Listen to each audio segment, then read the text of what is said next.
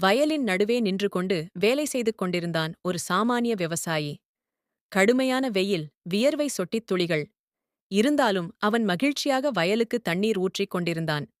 அதே நேரத்தில் boom, boom, boom, ஒரு விசித்திரமான ஓசை வானிலிருந்து. விவசாயி மேலே பார்த்தான். அது சாதாரண மழை அல்ல. பெரிய பெரிய மாம்பழங்கள் வானத்திலிருந்து மழையாக விழ ஆரம்பித்தது. அவன் அதிர்ச்சியிலும் மகிழ்ச்சியிலும் ஓடிச் சென்று அதில் ஒன்றை எடுத்தான். அந்த நேரத்தில் ஒரு திடீர் முழக்கம். எல்லா மாம்பழங்களும் கண நேரத்தில் மாற்றமடைந்தன. ஒட்டுமொத்தமாக பெரிய நஞ்சு கோப்ரா பாம்புகளாகவும் விஷப் பிச்சுகளாகவும் மாறின. விவசாயியின் இதயம் நின்றுவிடும் அளவுக்கு பயம். அவன் ஓடினான். பின்னால் நூற்றுக்கணக்கான கோப்ராக்கள் சீறி பாய்ந்தன. அவன் மூச்சு வாங்க முடியாமல் விழப்போகும் நேரத்தில் வானத்திலிருந்து வெள்ளை நிறத்தில் பிரகாசமாக ஒரு பறக்கும் குதிரை இறங்கியது. குதிரை அவன் முன் தாழ்ந்து நின்றது. விவசாயி வேறு வழியில்லாமல் அதில் ஏறினான்.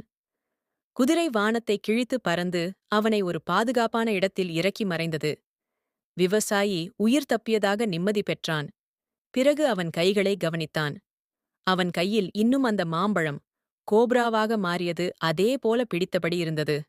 அவனது கண்கள் அதைக் கண்ட அந்த கணம் கோப்ரா வேகமாக பாய்ந்து அவன் கையை கடித்தது. விவசாயி துடித்தான். பின்னர் விழுந்தான். அடுத்து கருப்புத் திரை. இப்போது அவன் மருத்துவமனையில் உயிர் போராட்டத்தில் இருக்கிறான்.